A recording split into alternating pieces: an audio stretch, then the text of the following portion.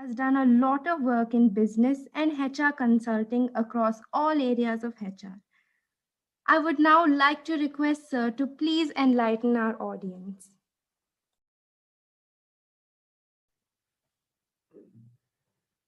Good evening, everyone, and thank you for having me on this session.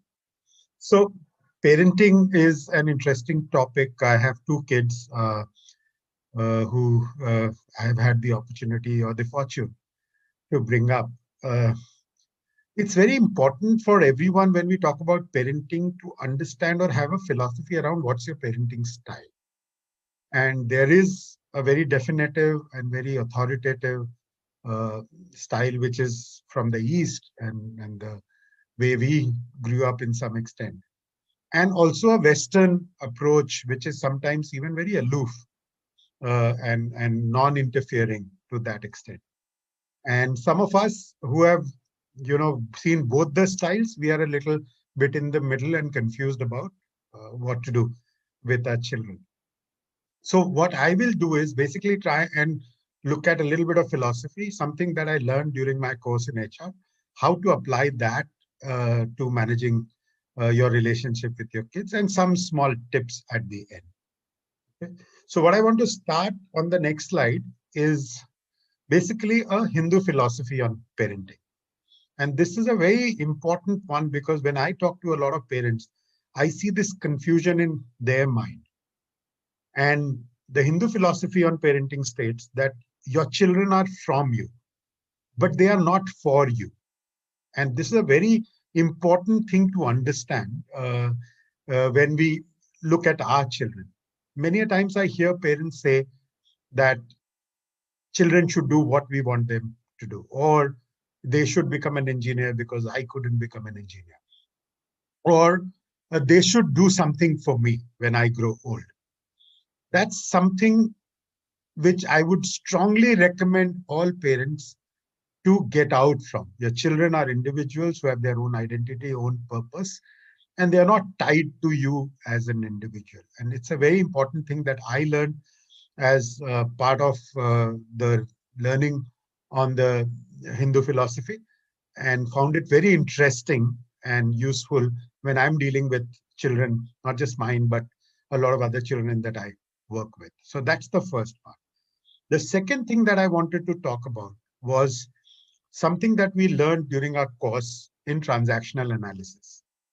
And the course talks about ego states. So I'll talk about that on the next slide. So what is said is that there are three ego states that we operate in. One is a parent ego state, one is an adult ego state, and the third is the child ego state. So whenever we are interacting with others, these are the three ego states. Just to understand what these ego states are, parent ego states are behaviors and traits which are learned from observing parents or parental figures. So when we were children, whatever we heard or saw our parents or other parental figures do, we picked up things which we've carried with us throughout. You know? The second is the adult ego state, which talks about behavior traits and feelings which are in direct response to the here and now, what's happening right now. It doesn't have any link to what happened in the past, doesn't have any link to what may happen in the future, but it's about how you respond to the situation in the here and now. And the third is the child ego state, which are all our childhood experiences. So what happened to us as children, how others behaved with us when we were children, is the child ego state that we adopt. So this is a very interesting thing. So if you go to the next slide, it talks about, when two people are interacting at any point in time. So you are the parent, you are interacting with your child, and the child is also operating in the parent ego state. Then the conversation becomes very difficult because both of them are trying to show the other person how to be correct. So if you tell your child, so a typical conversation in a parent to parent ego state can be, you should not watch too much television. That comes from one parent. The other parent will say, but you also watch so much television. You should also not watch so much television. That's a parent to parent. So people are giving advice. And when both the two people, which is you and your child, both are operating in this parent to parent zone, then no communication is possible. You'll continuously face a challenge communicating with your child. So let's take the next slide, which is a conversation when both the people are trying to be in the child state. So many parents, without realizing, tend to be in the child state. And the child state typically is when you start negotiating with your children. So where you would say, oh, I will not give you this if you don't do this. The other person will say, okay, but I will also not do this till you give me this. And this conversation again doesn't go anywhere at all. So when you start behaving like your child or your own childhood behaviors, then it creates a little bit of a problem. Okay. The third slide on this talks about when one person is behaving as a parent and the other is behaving as a child. In that scenario, many a times there are risks around the child playing the victim card all the time, trying to be cute and trying to get the parent to do what they want them to do. So that becomes a really difficult situation to be in. And on the next slide is where you are behaving like a child, but the other person, your child, is actually behaving like a parent. And it can happen a lot of times that you don't even realize, because what the children do is they pick up how your parents talk to you, which means their nani or dadi or dada or nana. And they then start talking exactly the way they hear them control you. And that forces you to go in your child mode, because that's how you've experienced relationship with them. And these are not very effective ways to manage your relationship with the children. So what is the best way to then, you know, look at any conversation with your children and how to understand your parenting own style, is to move all conversation to adult as much as possible. So this is the most important thing that I learned, and this comes in handy not just when you're handling your children, but also across all your relationships that you manage at work, with your spouse, with anybody else. And you'll find that, in all of these cases, there are examples around children trying to negotiate or trying to, arm twist their parents into doing something, and then parents falling for that trap. But the parents also create that trap for themselves by, giving them the signals that it is right. An adult to adult conversation always will be about, you know, giving them a context, understanding what they are thinking about, and ensuring that you don't give in to unreasonable demand. That's very, very important as part of this. So, supposing your child is throwing a tantrum and they're trying to play the victim. And if you move to parent state, this conversation is not going to go anywhere, because the child will continuously behave and keep throwing tantrums. So what you do is you then start moving the conversation out of this conflict into look at what the situation is. Why should you not be doing something that you're doing, or asking? So start getting into debates and arguments around the futility of doing something, or the benefits of not doing it, or the benefits of doing something. When you start giving logical, answers to your children, and you bring them to the point of logic, they also start seeing everything correctly. And this I found to be the most effective way of handling any communication with your children. So this is one strong advice I would give to everybody, is to be conscious of what ego state you're operating in. And once you are aware of what ego state you're operating in, and also the other person, you should try and switch that conversation to adult. And the moment you do that, you'll find that the conflict is gone. You have better understanding of your children. You are able to get them to do things that you want them to do, and life will be happy and peaceful. And in the end, what I wanted to do was talk about a few tips on the next slide, which help me at least, and this is a tip that I give to everybody, around how to manage your children in a more effective manner.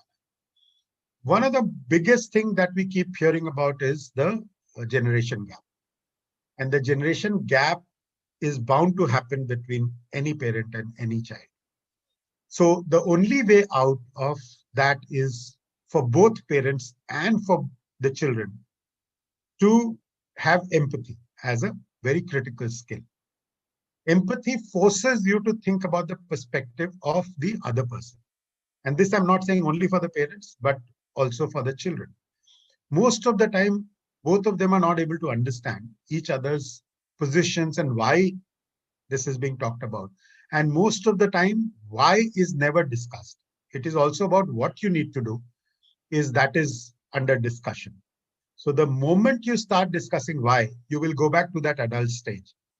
And once you start discussing the whys, in a positive manner, you will find that you are able to understand your children better or your parents better. So empathy is a very critical skill that all of us need all around, everywhere.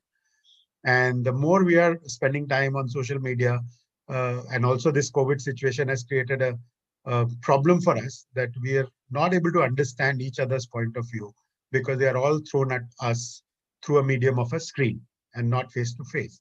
Because many times face to face gives you many other clues which are important to understand. Right? The other very critical thing is to be a role model for your children. So the children learn from you, and whatever you do is what they will follow. So, very simple thing, if you don't want your children to spend time with electronic devices, the first thing you will have to do is stop doing that yourself.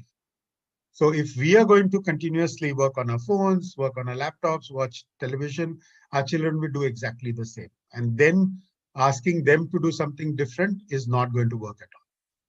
So we have to ensure, if we are using abusive language, we cannot expect our children to do anything better than that. If we are having certain habits, they will follow those habits and find them to be okay. Or they can negotiate them, saying, if you do it, I can do it too. So that's a very important thing, is whatever you want your children to do, you have to be a role model. My very simple rule always is no negotiations with children. So I do not like this idea of saying, if you do this, I will do this for you. That's very, very important that we don't negotiate with our children, because the more you negotiate, you are creating opportunity for them to negotiate with you as well. So they will push you in situations where they will not do things that you want them to do till they get something out of you.